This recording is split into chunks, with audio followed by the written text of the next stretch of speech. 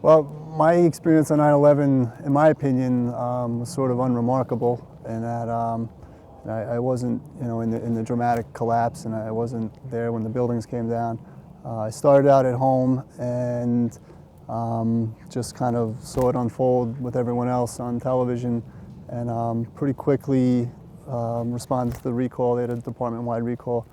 So I went to a staging area in the Bronx where they had commandeered a New York City transit bus, and I ended up pretty quickly on the bus, and we made our way into the city and ended up on the West Side Highway, and basically kind of got stuck around Chambers and West for a while, and that's where they kind of had some of the recall firefighters staging.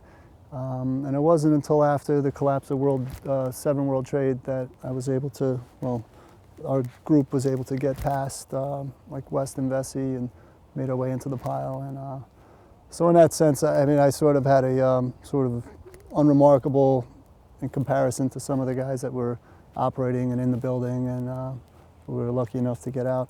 Being on the job during that time period was formative in that I saw such great examples of leadership, and I think that that's something now. The job has turned over tremendously. It's a very young job now. Most of the guys that were firemen on 9/11 are not around anymore. There's been a huge turnover. I was very fortunate to work with some of the senior guys that were officers, lieutenants, captains, and firefighters, and learn by watching them. And now I think I try to take little bits and pieces of the best that I saw there, and I try to just incorporate that into my own leadership style. And it's a tough position. It's not always easy being a young officer, and it's a tremendous responsibility to have 4 or 5 guys under your command and have to be accountable for their safety. So the most important thing is just making sure that your guys are safe and that everyone goes home at the end of the tour, and that's a massive responsibility. Only to a certain extent can you learn a job in a book, and for the most part the knowledge has been passed down over the years from the senior guys to the junior guys, and that's always been the tradition.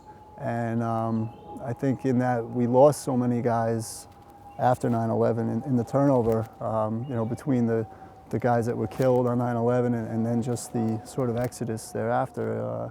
We lost a lot of tremendous knowledge and tremendous experience. It's been a struggle, I think, for the department to rebuild in that sense.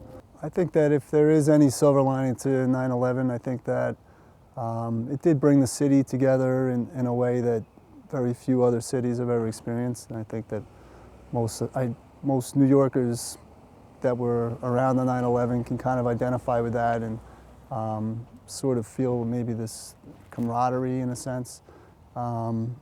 And I think just in terms of the improvements that have for the fire department in technology and in safety, and I think we're much better prepared now for any sort of large-scale disaster. So they're certainly not worth the human cost, but if there is any silver lining, I think that's it.